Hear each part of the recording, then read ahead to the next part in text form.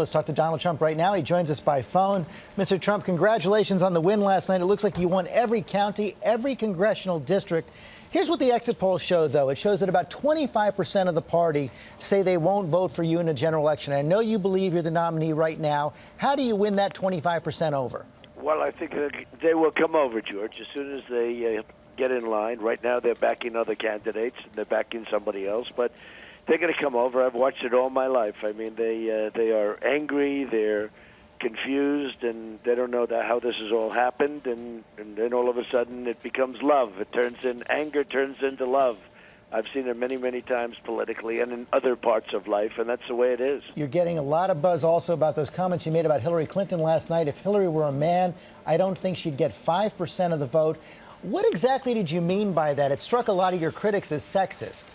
It's not sexist. It's true. Just a very, very true statement. If she were a man, she'd get 5%. 600,000 votes? She's gotten 12 million votes. She's a flawed candidate. She's a candidate that, frankly, is, I think, going to be she's not going to do very well in the election, and I look forward to showing that. And frankly, you just look at her votes, you look at her, even Bernie Sanders said she has, bad judgment. I mean, Bernie Sanders himself said she has bad judgment. That's a big statement to make. That's a statement worse than many of the statements I've made against people I'm running against. You heard her response. She says she wants to be dealt in on that woman card charge. She said she's for women's health, equal pay for women, and paid family leave. Where do you stand on those issues? Well, women don't like Hillary, and it's very interesting. And if you noticed, I did very well last night with the women. The women gave me great marks and a great percentage, but women do not like Hillary Clinton. That's been a known fact for a long time, and she's going out there playing the women's card. In fact, she gets up and says, I'm a woman. That's what separates me. So she has every right to be attacked on that front. She gets up and all she's saying is, I'm a woman, I'm a woman. And she didn't play that card too much with Obama. Probably made a mistake in not doing it. But she's playing it against us. You know that most polls show that she does better in a national election with women than you do. Well, that's okay. I mean, I haven't started on her yet.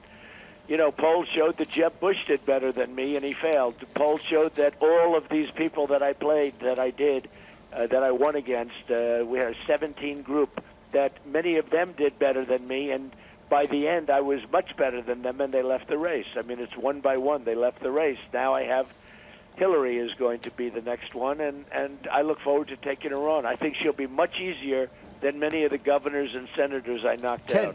Ted Cruz still fighting, even though you believe you're the nominee, and you've heard that buzz that he could be naming Carly Fiorina as his running mate as early as today. Does that worry you at all? I think it would be a bad choice. I mean, Carly did not resonate, not because she's a woman, but Carly did not resonate at all with people. She had one good debate, not against me. She had the debate on the other stage, if you remember. We had so many candidates that had to have a second stage.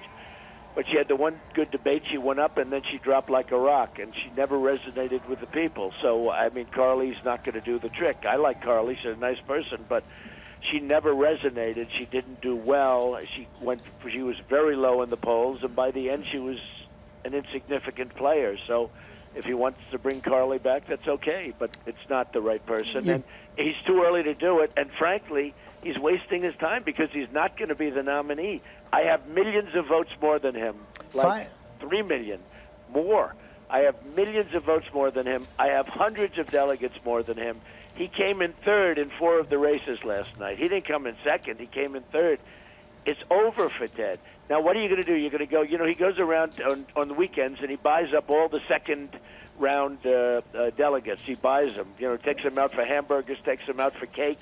He takes them out to hotel rooms. They ride him around town. They take him sightseeing. And he gets I got to get one more question in here, Mr. Trump. Let me just get one more question. You're giving a major I'm not focused on that. I'm focused on the first round. You're giving a major foreign policy speech today.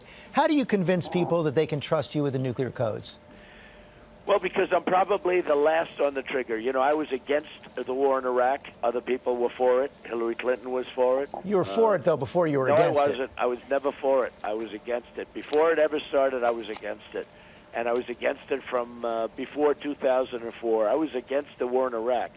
And I was against it for years. And Bush used to hate me for being so against it. And they'd send people to the White House to try and convince me.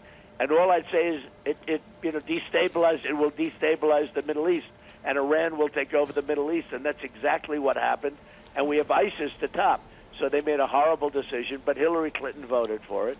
And by the way, they did not knock down the World Trade Center, okay, just so we get that straight. You know, Iraq did not knock down the World Trade Center, which is, in theory, why we went in there and went after them. So, Donald Trump, thank you for joining us this morning. okay, George. Take care. You very much.